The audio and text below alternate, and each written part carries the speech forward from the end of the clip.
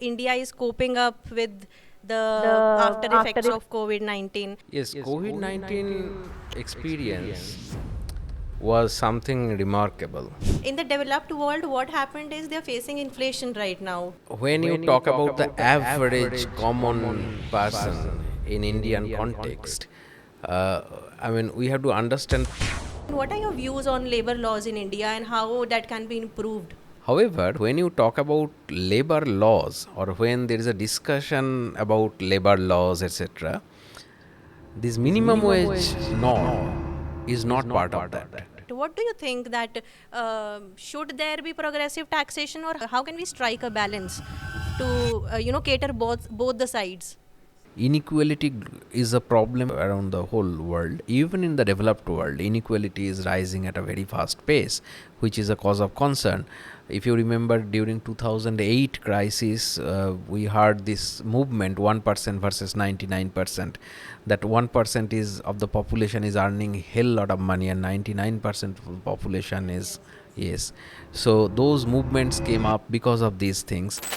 Poverty, income inequality, taxation and globalisation, ये सारी बातें हमने आज के पॉडकास्ट में डिस्कस की हैं with doctor Surajit Das.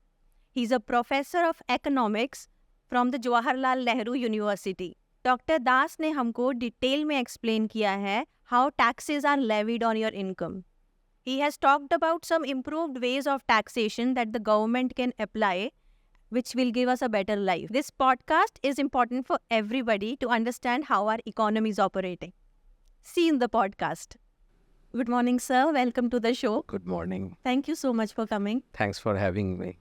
So, sir, let us start with your views on the global economic scenario post COVID-19, as in how India is coping up with the after effects of COVID-19. Have we overcome all of those after effects, or we are yet to overcome those after effects? What are your views?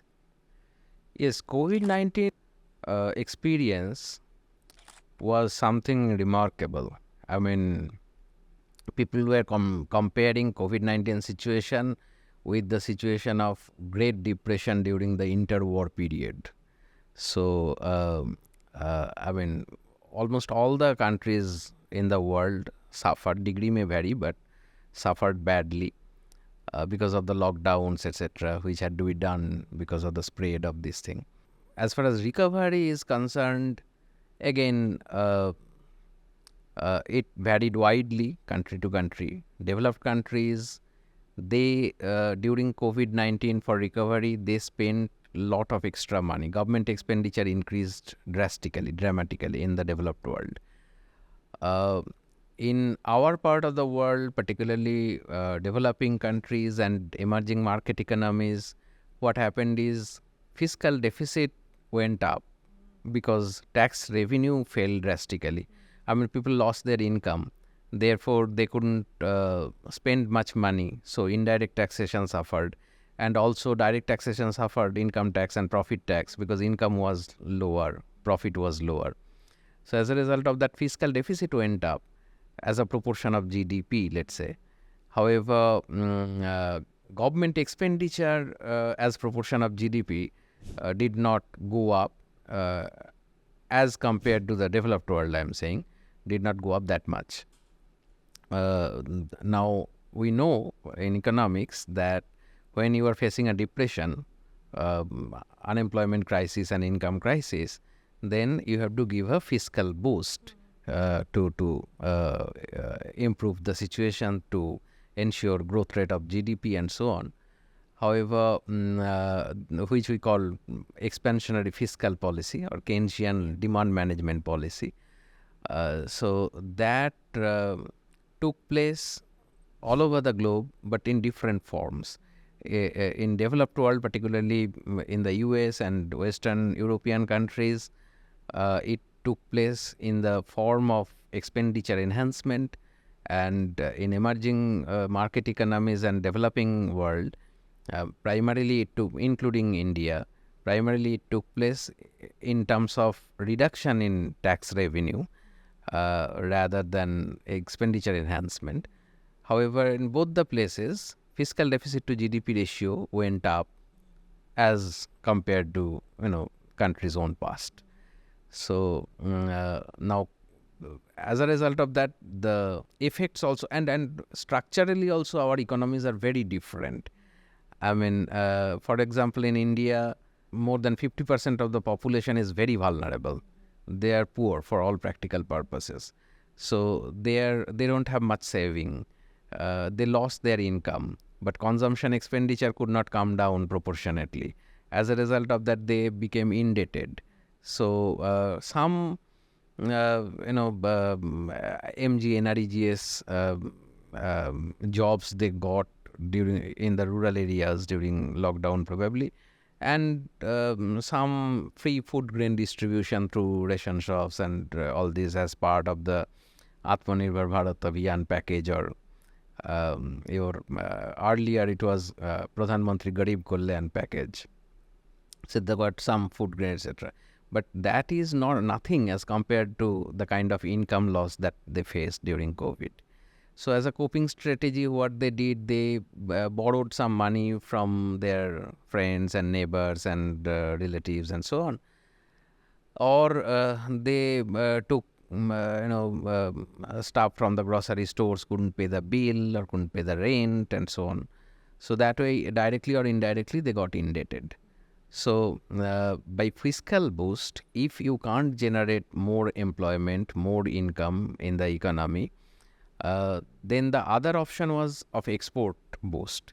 But this COVID happened all over the globe, including our export destinations. So they were also suffering equally. So if they don't demand for our exportables, we can't increase our export, right? So that option was also not there. So government expenditure was absolutely crucial. And because of the different structures of the economies, the recovery rates have been different. And also because of the differences in government policies, recovery rates have been different. All the economies have recovered to a great extent. However, it's not a question of recovery only. I mean, we were at a growth path which got truncated. Then from the crisis, probably now we have recovered. However, the loss which has happened due to those lockdowns in 2020 and 21, that was huge loss. Many families got devastated, not only because of the health crisis, but also because of the income crisis. So some losses are irreversible probably. However, as far as macroeconomic conditions are concerned, things are looking obviously better than, but whether they are as good as pre-lockdown situation or not, there are questions regarding that. Okay. So, because we are structurally different, the developed world adopted a different strategy, Yeah. and we adopted a different strategy. However, the after effects are also different. So, in the developed world, what happened is they're facing inflation right now, huge inflation, to an extent that even the common man there is complaining on different social media platforms that the grocery rates are skyrocketing, right? But that the same thing we're not facing in India because we had a different strategy. And inflation is reasonably in control in India, at least in, in numbers, and not in the developed world because we had different strategies. So, do you think that the strategy that India adopted, it was reasonably good?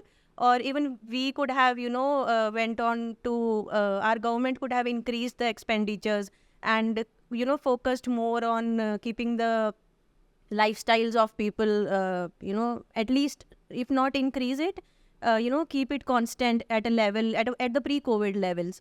So by saying that the expenditures have reduced in India, the demand has reduced in India, consumption demand reduced in India, in a way we can say that the lifestyles, people were compromising on their lifestyles, right? So do you think that what strategy according to you is better? The one that the developed world adopted, they mainly focused on keeping their lifestyles at least constant by pumping a lot of money. And in India, rather, the lifestyles went down, of the common man. So which strategy do you think was good? Yes, it's complicated question. I mean, there are a lot of aspects in it. when you talk about the average common person in Indian context, we have to understand the income distribution in India. Only 18% of the labor force, 18%, less than 20% of labor force earn more than 15,000 rupees a month in this country. So, or let's say 500 rupees a day in this country. So our average is pretty poor. We call it middle class, average, etc. But for all practical purposes, if we take the World Bank standard of $5.5 a day, given an exchange rate, nominal exchange rate of around 83 rupees, 83 and a half rupees, it would become something around 500 rupees a day, which is equivalent to 15,000 rupees a month. More than 80% of our labor force is unable to earn even that much. So that's the situation. So large proportion of Indian population is very vulnerable. They don't have enough saving.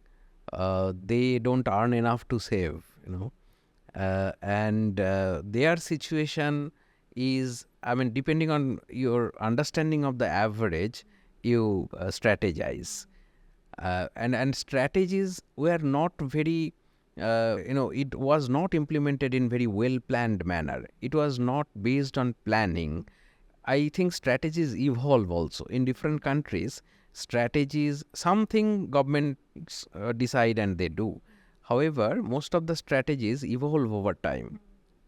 In Indian context, 2/3 of our tax revenues come from different indirect taxes. Little less than 2/3 and little more than 1/3 tax revenue comes from direct taxes. Now, during lockdown, if the businesses are making loss, then they can't pay profit tax because they are not earning profit.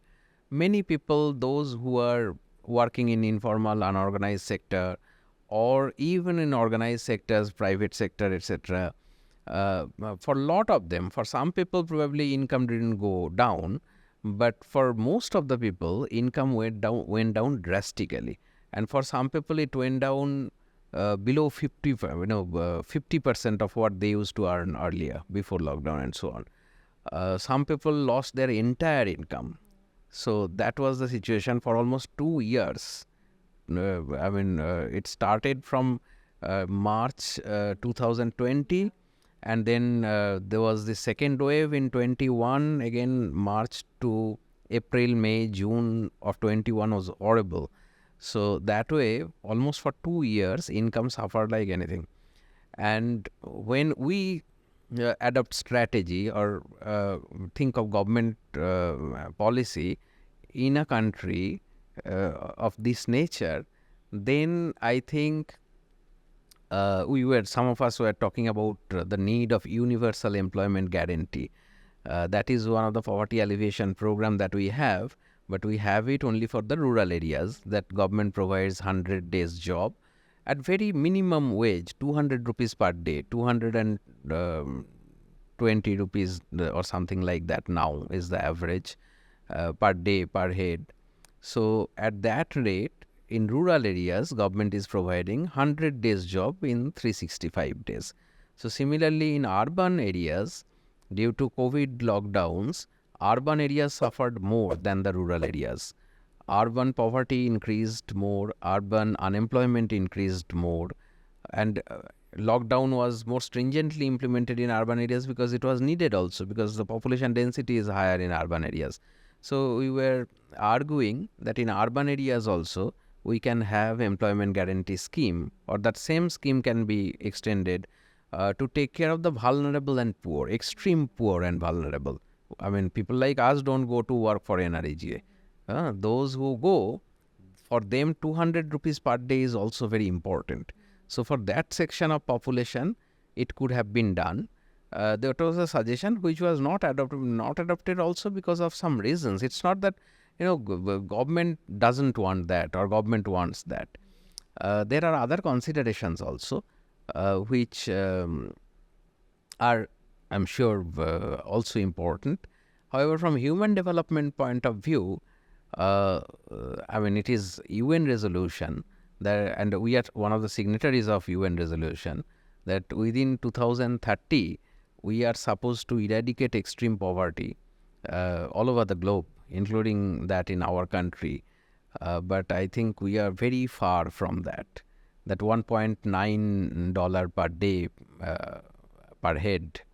That means in a family of, let's say, 3 to 4 members, it would be something around around $7 a day per family. That kind of income should be ensured for all the families in the world. That's the resolution. However, we are very far away from that. As far as inflation is concerned, I think the economies are mostly, which we call in economics, demand constrained in nature. That is, inflation does not happen because of the high demand. In a demand constraint situation, when you have unemployment or underemployment and also unutilized capacity in various industries, due to higher aggregate demand than the aggregate supply, inflation does not happen. Growth cannot take place or employment cannot be generated beyond a point, even though at the existing wage rate, many people are waiting for working, but they are not getting enough jobs. So that kind of a situation can accrue in the longer run. Quite large section of population is either underemployed or unemployed. That kind of situation can happen if the system is demand constrained in nature. So in a demand constraint situation, demand pull inflation does not happen. The possibility of demand pull inflation is, rarely, occasionally in some economies which can reach near full employment situation, it may happen. But for most of the economies, for most of the times, demand pull inflation does not happen. Inflation happens mainly because of increase in import prices. Let's say we are oil importing country. If international price of oil rises or international price of food rises, or some imported inputs that we use for our industries and other things, if their prices rise, then obviously there would be cost push inflation. Inflation also happens because of flood. Let's say during this rainy season, the prices of onion and tomato and many other vegetables go up. Why? Because of flood in the northeastern part of the country. And maybe because of droughts in western part of the country, some of the northern part of the country, because of lack of water. If your agricultural productivity is down, then obviously that may lead to some price rise. So these are called supply side or cost push inflation. There could be structural inflation also.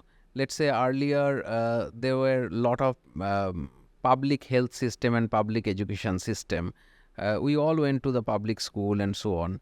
Now there are too many private schools and colleges and hospitals.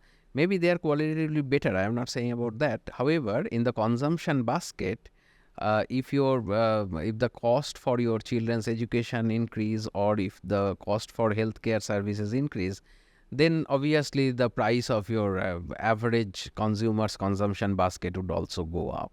So these are called structural inflation. So there could be cost push inflation, imported inflation, structural inflation, and so on. If you reduce, let's say, subsidy on various things, if you increase tax rate on various things, then obviously that could lead to price rise and so on. So these are not inflation due to demand, overheating of the economy or higher demand than the supply. Now, if that is the situation, then I would suggest that where inflation is happening, probably it is not happening because of larger demand or larger government expenditure. Maybe they are happening because of some other things. And Even in the developed world. Even in the developed world, no country is near full employment situation. In developed world, unemployment rate is quite high all over the globe. Unemployment rate, underemployment rate is very high. particularly after COVID, even before COVID, the unemployment was there everywhere. Only during the golden age of capitalism, that is after Second World War and before first oil price shock of 1970s, during that period, some developed economies could reach near full employment situation, and some socialist countries, because of their planning and all this, full employment was their part of the planning. So apart from that, if you look at 300 countries around the world, everywhere unemployment is there and it's quite high, and it is involuntary unemployment. That means at the existing wage rate, people are ready to work, but everybody is not getting absorbed. So there is not enough employment opportunity. I just got curious with whatever you told right now, because I there was a time when I used to think that given our labor laws, they are very complicated. We don't have a system of labor laws in India. So I used to think that because the developed world, they have good labor laws, unemployment or the at least underemployment doesn't exist there as much as it exists in India. And you know, a lot of the good educated class, people who get good education, they move abroad because they get paid well. You know, they feel valued more better in the developed world and less valued in India. They feel that what they deserve, they're getting better in abroad, at least in the developed world. So what conception I had in mind was that our labor laws, they are very complicated. So do you think that our complicated labor laws are a reason why we have a huge informal sector, we have a lot of underemployment in India and unemployment also? I mean, both the rural and the urban areas, because in the developed world, they have a particular wage rate of a per hourly wage rate, below which the any employer, they cannot underpay them. So they have to pay. Otherwise, the labor class or the employee, they can question it. It is questionable in the court, right? But in India, it doesn't happen. One, people are not aware of it. Two, we don't have, sorted labor laws. So, I mean, what are your views on labor laws in India and how that can be improved? Yes, very important question. I agree with you that minimum wage norms, which vary state to state, rural and urban area, must be implemented in serious manner. However, in our country, very few lucky guys, 10% of the labor force, they are in organized sector. 90% is unorganized. So they don't get minimum wage, etc. However, when you talk about labor laws or when there is a discussion about labor laws, etc., this minimum wage norm is not part of that. By labor law, what we mean, that is from, if there are more than, let's say, 10 employees or 40 employees or 90, 100 employees, let's say, in a firm, then the employers cannot freely hire and fire. So, by labor market flexibility, people are arguing that they should have the right to hire when there is high demand and fire when there is no demand. Okay. So, the labor laws are there related to that if more than 100 workers are working in a farm, then 100 families are dependent on that. And suddenly, if there is a lack of demand, or for some reason, if there is some loss, etc., if the workers are, if they lose their jobs, then what will happen to those families and so on? Anyway, in India, as I was saying, in manufacturing, more than 90% of the workers are in unorganized sector and less than 10% in organized. As far as government employment is concerned, including that of central government, state government and local bodies, panchayats, municipalities, including everything, all three tiers of government, the government employment is hardly 2% of the total employment in the country. It's a large country, okay? So here the total size of the labor force is more than 50 crore. It's a country of 140 crore people. So And now, if we talk about, let's say, 10% employment, that means 5 crore people are unemployed. Okay. Uh, so, in such a big country, I think if 90% of the labor force are engaged in unorganized informal sector where there is no labor law, where there is nothing is there, all labor laws are valid only for the 10%, and within that, even service sector, most of it is informal. So within that, these labor laws are there only for the bigger firms and companies, not for the smaller ones. That also they want to get rid of. By labor market flexibility, what they mean that there should not be any restriction about firing the laborers. But without having some labor laws, how can you ensure social security for the laborers? Anyway, that is valid for 10% of the workers. So in developed world, the size of the middle class is pretty large as compared to us. In India, for all practical purposes, 75 to 80% people are, as I was saying, their family income is below 15,000 or 20,000 per month. So you can imagine. And we call them middle class because they come near 50% or whatever. But actually, by sociologically, what we understand by middle class, that is like more like European middle class, who are not rich but pretty well off, the tax pay group, let's say, who can pay direct tax. Okay. Now, direct taxation exemption limit is 5 lakh per annum. 5 lakh per annum means around 40,000 rupees, 40,000 rupees per month. And in our country, less than 3% population pays direct taxes. Okay. There are some tax evasion, etc. I can understand. But though even those who are evading taxes, they also file tax return. But they under-report their income maybe. They completely, don't evade. Because they also want to play safe. Therefore, less than 3% of our population comes under that income bracket of more than 5 lakh rupees per annum. That's the situation in the country. Even if there are 4 members particularly in a family, and if let's say there is only one earning member in a family, then also it would cover 3 into 4, around 12% of the population. Agricultural rich are not taxed in India. Even if you include them, it would be 15% of the population, 15 to 20% maximum. So 80% population are living below that. And that's the situation. Now, in the context of such a country, I agree with you completely that there must be some minimum labor laws to protect the social security of the vulnerable workers. And because for the developed world, every common man knows the minimum wage. Even we know the minimum wages of Canada, Australia, or any country for that matter. Yes. But in India, we don't have that conversation. Some of us tried to raise these things. However,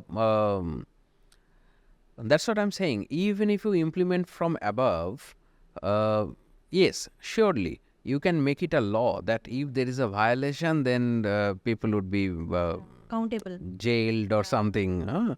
But there should be large fine and all. But what happens, one of my friends, he was in the labor department of government of West Bengal. I come from West Bengal.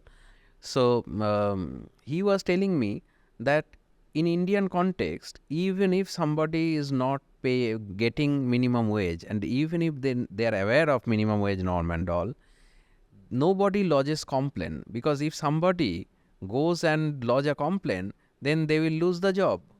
Maybe the employer would say, okay, I'll pay you the money, but this is the last time. Then they would get rid of that worker, those problem makers.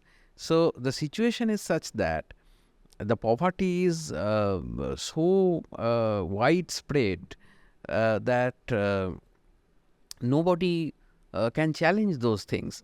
And if you don't do below the minimum wage norm, then, for example, in Delhi, I think for graduate and above, minimum wage norm would be more than 20,000 rupees. But everywhere we can see people with graduation and all are being paid less than that. But if you don't do that, then somebody else is there who is unemployed. They would do the job. That's how, because of the presence of huge reserve army of labor or this involuntarily unemployed people, wage rates don't go up, because if somebody is not ready to do, the other persons are always there. But in developed world, these laws are implemented very strictly, and that's why wage rate is much higher there. That's why people migrate from this world to that world for higher wages and so on. Even unskilled laborers, even at and nowadays people are going to Middle East, Dubai, Doha, and many other places. Not only Keralites, nowadays people go from Bengal, Bihar, everywhere. I heard, yeah, I was traveling somewhere and one somebody studying. He was an MBBS student. So in India, but he was like, I might move to Qatar because they have a good minimum wage law. Yeah. You know, just one Right. factor, and that student is shifting. So it plays a very big role, and people are very aware of it now. They search on Google what are the minimum wages that they pay there, because everybody is ready to work hard provided they get paid well. Exactly. Yeah. So that could be The wage rates are extremely low in this part of the world. In fact, I was doing some study for my own research. If you take from International Labour Organization, you get data on wages in purchasing power parity that is comparable dollar terms for all the countries around the globe, for male, female separately, industry-wise, and so on. So the human development, let's say health indicators, educational indicators, income indicators, they combining these, UNDP comes out with Human Development Index. That varies extremely statistically significantly with the average wage rates of different countries. And this average wage is extremely low here. That is why businesses are being outsourced and they are coming in India and China, because wage rates are much lower.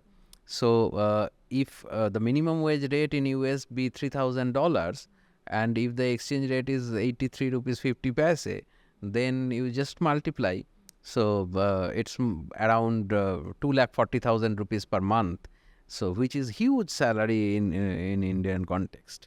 So I guess on the HDI, Human Development Index, we rank around 130. Yes, we are 180 countries. one of the poorest. I know, but those countries are very small countries. We are most, 140, we are the highest now in terms of population, and 140 crore people. We are not comparable with small countries. So it's not about when we rank like this, we take all the countries to be equal. Politically, of course, all the countries are equal, that's fine. However, population-wise, we are a large country with vast majority of population living horrible life. It's quite sad state of affairs. It's very challenging. It's not to blame the government or anything. Government is trying hard, both the state governments and the central governments, local, everybody. But we are at a different stage of development, so we have to recognize that. So, sir, with a population of 140 crores in India, we have this huge issue of income inequality as well. There is a side where our weddings are glamorized in the global media as well, and there is a side where people don't have food to eat or even a single day. The one that you know, our informal sector that you talked about. Yeah.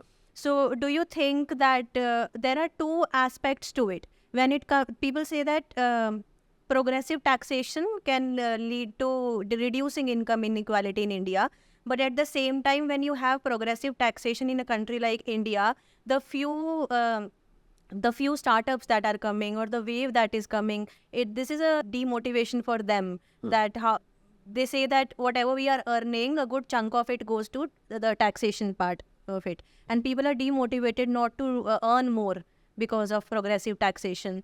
So, I mean, there are two contradictory views for that. So, how do you think that a balance can be struck that income inequality also reduces and the taxation, at least it is an incentive for businesses, for startups in a country like India, where there are no very less formal jobs and people are unemployed. People are educated yet unemployed and underemployed. So, as in for the taxation part of it, what do you think that should there be progressive taxation, or how can we strike a balance to cater both the sides? Yes. Again, very good question, and it's in fact it's a matter of another session probably. But briefly, let me try to address the question. It's not only in India. Inequality is a problem globally, around the whole world. Even in the developed world, inequality is rising at a very fast pace, which is a cause of concern. If you remember, during 2008 crisis, we heard this movement 1% versus 99%. That 1% is of the population is earning hell lot of money, and 99% of the population is yes.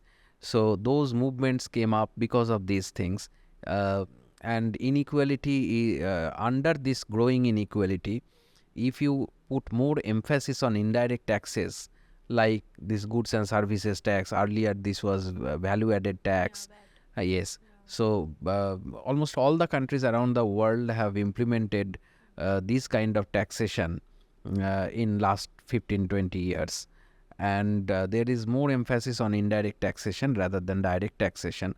Now indirect taxation uh, applies, I mean the way it is implemented, both rich and poor have to pay tax at the same rate. And if consumption expenditure out of total income is higher for the poor than that of the rich, then actually it is regressive tax, because the tax incidence, the effective tax rate would be much higher for the poor than the richer section of population, if the rate remains same for across.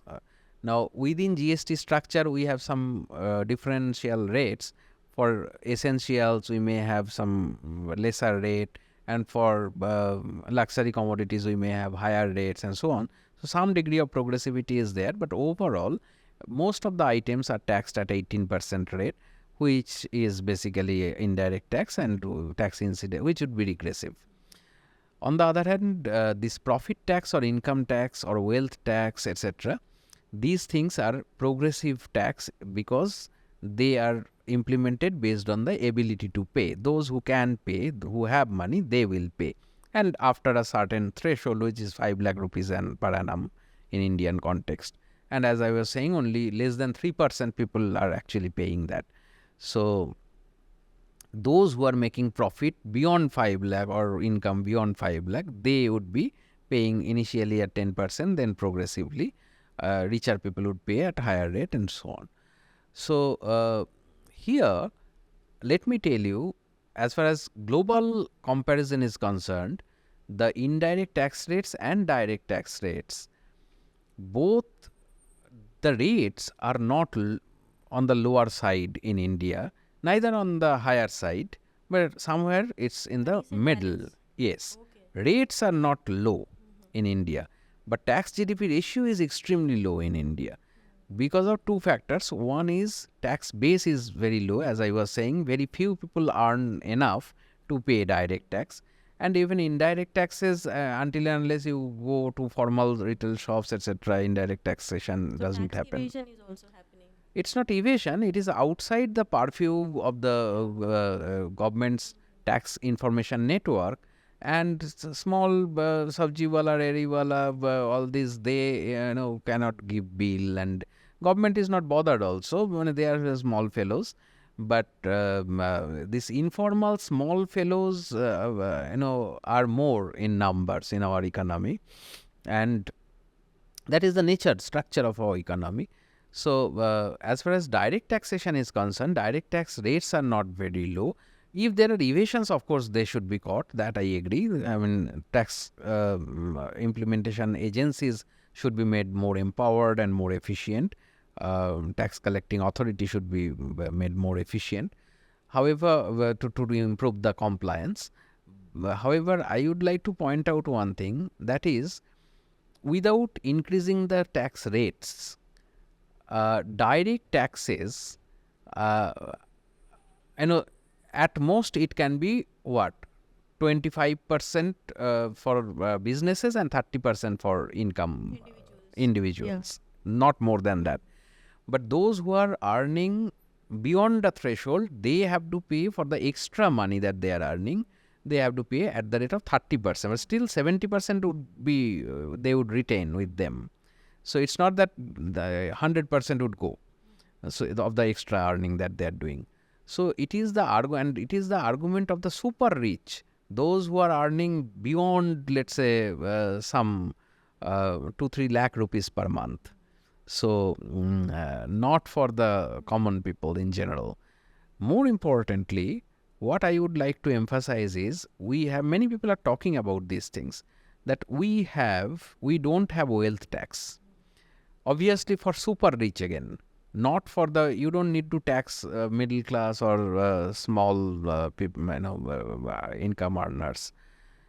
Those who have wealth, let's say beyond 10 crore rupees, if you put minimum small 1% tax on the wealth, or more importantly, this is there in entire developed world, the inheritance of wealth tax. That is, if our parents are rich, then we are becoming rich, and if our parents are unfortunately not so rich, then we are not so rich. So those who are inheriting the wealth of parents, absolutely without paying any tax, free of cost, again beyond a huge threshold. If you inherit more than 10 crore, you may have to pay a little bit of tax. If you can put that would go against the interest of some people, but they may be 0.001% of the population. But that may fetch huge money, which can be spent on health, on education, on infrastructure, social sector, which is very important for the poorer section of population. They go to government schools, government hospitals, government, yes. And here in this part of the world, health education expenditures as proportion of GDP, including central and state governments, everybody, is extremely low.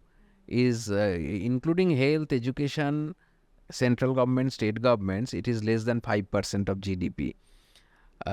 In fact, in 2004, I think that first UPA government time, there was one national common minimum program which was drafted, where we resolved that our health expenditure should be at least 3% of GDP, and education should be taken to 6% of GDP. So that means 6 plus 3, 9% of GDP, but it is still less than 5% of GDP. So, and it is one of the lowest in the whole world. Therefore, in a country where vast majority of the population is poor, they don't have enough affordability, public health, public education is absolutely important. And I think we spend very less on these things because we don't have enough money. If we can mobilize some money from the super rich and put it in good use in health, education, social sector, poverty alleviation, in extending the employment guarantee scheme, let's say, to urban areas also, along with the rural areas, and enhance the wage rate little bit from 200 rupees to minimum wage norm, which is there state-wise, whatever is there, 350 rupees or 400 rupees per day, then not only poverty alleviation, but inequality would come down drastically in the economy. And, it would be much better country in the years to come. So when we talked about income inequality, you proposed that indirect taxation, it plays a good role. That could strike a balance. So when it comes to indirect taxation, we'd just like to tell people watching this episode that direct taxation is something when the tax is directly levied on your income. And profit. And profit. And indirect taxation is when you consume something, via that consumption, basically, you pay a tax. So we recently had GST in our country. So do you think that the implementation of GST is fairly reasonable in our country right now? If not, what are the aspects of GST implementation that can be improved in India? Because it is a vast country and GST was a landmark decision in India. Yes. Yeah, so do you think the implementation of it is right?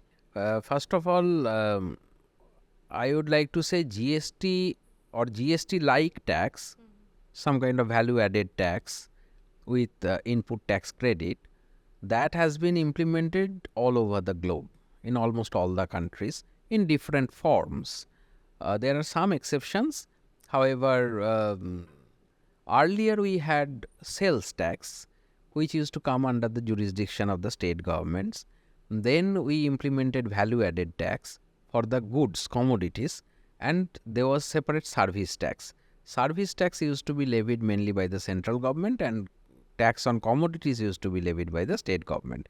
That's how our understanding was of revenue collection in the constitution. Given the federal structure, states also should have some tax power, and center also should have tax power. Then we tried to club these two together, this commodity goods tax and services tax, to repackage it in the name of GST, goods and services tax. I was looking at data of GST rate worldwide. The major tax rate here in India is 18%, and worldwide the GST rates or indirect taxation rates vary from 16 to 20%. Ours is 18%. Our maximum is 18. Not maximum. The is the major commodity group is taxed at 18%. Some luxury items are taxed at 28%. Some essential commodities are taxed at less also. 5% also rate is there. 12.5% rate is also there. Some essential commodities are taxed at 0% also. So you can say exempted or whatever. So, but most of the commodities and services would be taxed at 18% rate in India. That is the major tax rate. And worldwide it varies from 16 to 20%. Ours is 18%. So it's not too high or too low. In those days, I remember there were a lot of discussions in the media. I was working in those days in National Institute of Public Finance and Policy. There are also a lot of seminars, etc. What would be the revenue neutral rate so that states don't get deprived because of the implementation of GST. If there is a loss, there would be compensation for 5 years, GST compensation, and many other discussions. There were a lot of proposals, right from 12% to 28% to 23% to 17% and so on and so forth from different quarters. Ultimately, we set it at 18%. Now, and globally, it's like that. There could be some exceptional countries, but generally it is like that. So that is, and earlier our VAT rate was 12.5%, plus there were service taxes and so on. So together probably they were combining goods and service tax. It would have been some 14-15%. Now it is 18%. But the understanding was there would be only one indirect tax, and all other indirect taxes would be abolished, including entry tax, toll tax, many other stamp duty and registration fee, and all these taxes are there. But what happened is all taxes for all practical purposes remained as they were. Only excise duty has been abolished and GST has been implemented.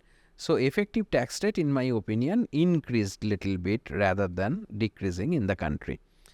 However, and obviously if indirect tax rate is higher, then price of commodities and services have to be higher because tax has to be paid from, obviously producers would not pay from their pocket. They would pay by selling goods and services. So naturally, the cost, the prices, it would be reflected on the prices. However, the demand curve for all the goods and services in price and commodity axis would be negatively sloped. So if you increase the prices, your demand for your commodities that you are producing would come down. Therefore, what they do is profit maximizing producers, they share part of the tax and put part of it on the consumers. So fully they don't put it on consumers. That so way, the tax is tax is value added in a way that the value that every level of production is putting in the product, they are paying Yes. that part of it. Yes, value added means yes.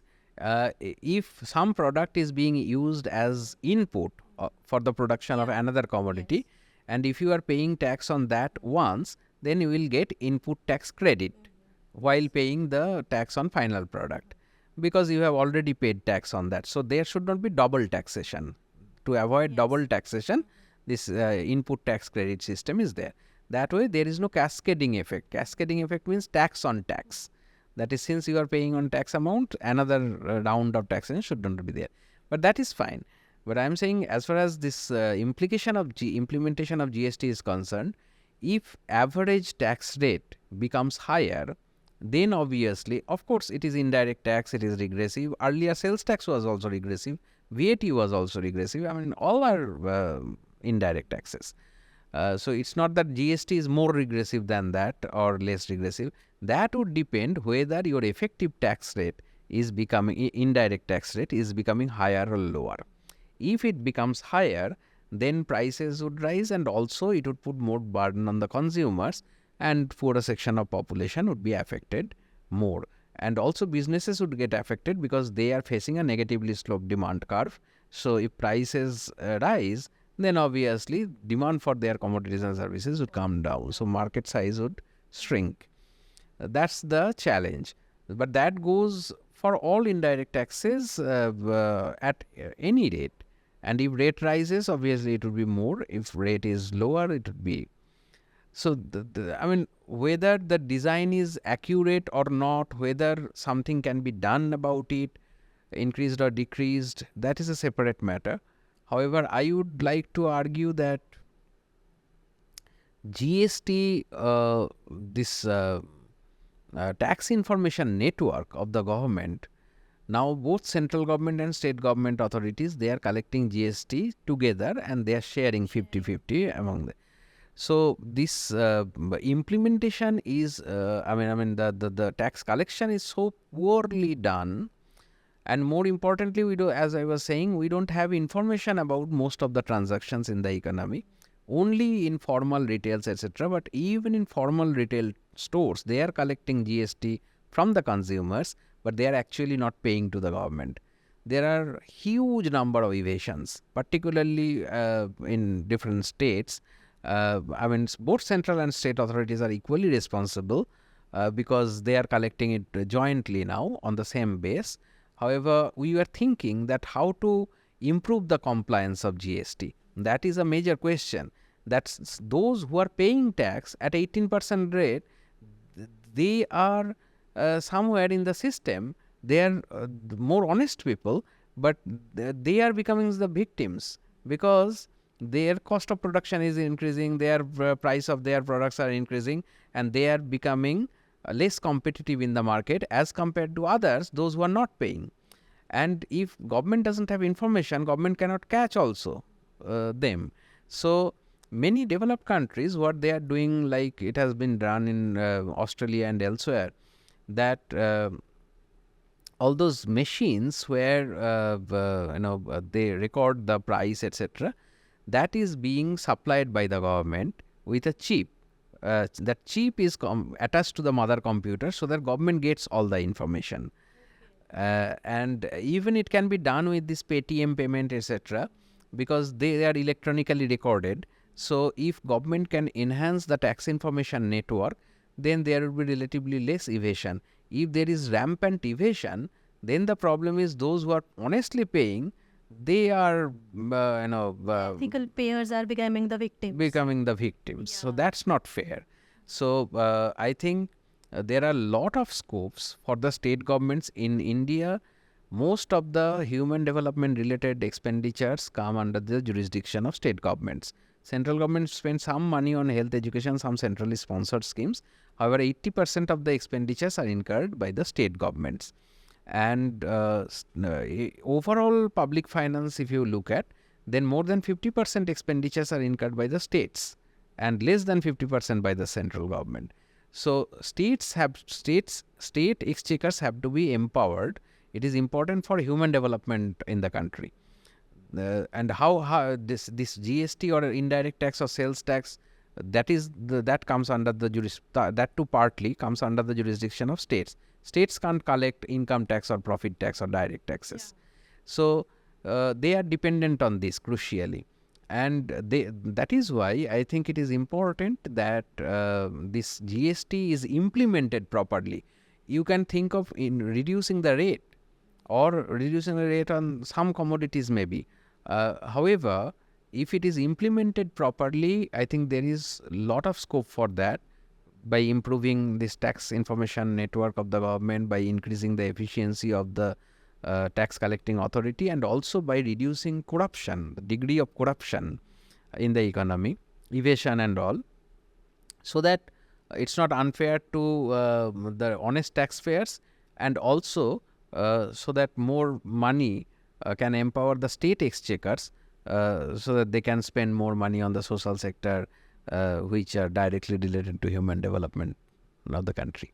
Now, what do you think that in research in economics now, in India or anywhere else, what role can AI play, or how can our researchers adapt to those techniques as well? Because when we do research in India or anyways in economics, we have a particular theory and then we implement the data on those models. Yes. And we have a particular structure in economics when we do research. But when it comes to data science and data analysts, it is very mechanical when it comes to their way of implementing those algorithms that they call algorithms. So what do you think that how can our economists or the coming researchers, the new researchers, how can they take advantage of this wave? First of all, I completely agree with you that we have some advantage over the other disciplines. And I also teach one course on applied time series. And this is same, basically statistics and econometrics that we traditionally do. It has been repackaged in the name of data science nowadays. And the algorithm, etc., the programming side of it, there are a lot of econometric softwares also. Earlier statistical softwares were there. And in the softwares also, basically they have made ready-made keys for those commands. Like stata we use, E we use, or R, etc. Some little bit of programming is required. I mean, we are already doing these things. And as far as big data analysis is concerned, big data, how big, etc., that is one question, but we are doing for quite long. Nowadays, all this satellite-based data and this Facebook, Twitter data, and Ola, Uber, and Amazon and Flipkart, their data are available that is being analyzed by the corporate sector, and a lot of our students are also working with them, and they are also doing this similar kind of data analysis. So that is there. It's a, I think, combination of the traditional statistics econometrics that we do along with the computer programming, and so which is good for and AI is basically, however, what you are pointing out, I think, is very, very important. Number one is the framework of thinking. Number two is the hypothesis, that what is the question that we are, in terms of data, we are trying to answer or we are trying to look at. What are the points? So those things come from theoretical knowledge priorities and social need. So those are, in fact, interestingly, you can have a look at that. Those who are interested, Professor Raj Chetty in Harvard, he is offering one course called Big Data Analysis for Economic and Social Change. Okay. Yes. So all the lecture notes and videos are uploaded in Harvard website, so anybody can visit and have a look at that. So our people are on it and they are doing quite well. We are also nowadays in our analysis trying to, along with our traditional economic variables, trying to incorporate let's say, nighttime illumination data as a proxy of development. I mean, from flight, the way when some city crosses, you can see some lights, illumination, no? So that is a sign of development. There are a lot of limitations, but many people are using those things to understand regional inequality and As a proxy for understanding development. regional development. I mean, the disparity, the regional inequality, etc., one can find out. And if you take time series of this, then over time, which areas are developing at a faster pace than what other areas and so on, where the development, I mean, is. But this is not a good proxy of development, many people have argued. Along with our traditional economic variables, if we can take one of these variables also on which data is nowadays available, then a lot of richer analysis can be done. However, I agree with you, richer analysis for what? To answer which question? That comes from framework and thinking. For that, theoretical knowledge is absolutely important.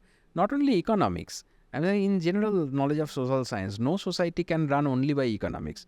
History is important, sociology is important, psychology is important, anthropology is important. So combining, we must be having a holistic view, and We have behavioral economics, which has a part of yes, psychology. absolutely, Yeah. absolutely. So there are a lot of interesting data analysis. I think it's good for us. And as far as AI is concerned, it's a new thing. It is basically that program-based automatic mechanism that if this happens, then that will happen. These two have been linked by computer programming. That's all. So that is technological development. Many people are talking about whether our jobs would go down or what. Now, productivity, whenever productivity goes up because of some technological innovation, this fear is there. I remember when computer came when we were in school in early 90s or late 80s, computers were coming, new to India, and many people had this concern that 10 people's job one computer can do, so 9 of them would lose job and one computer operator's job would be produced. But now nobody argues that. So AI, I think initially those kind of, obviously it would be labor saving device. However, I mean, there are concerns. I am not saying that those concerns are not genuine, because when unemployment is so high and underemployment, and younger, particularly, it is very high among the younger generation who are looking for job in trying to enter the job market.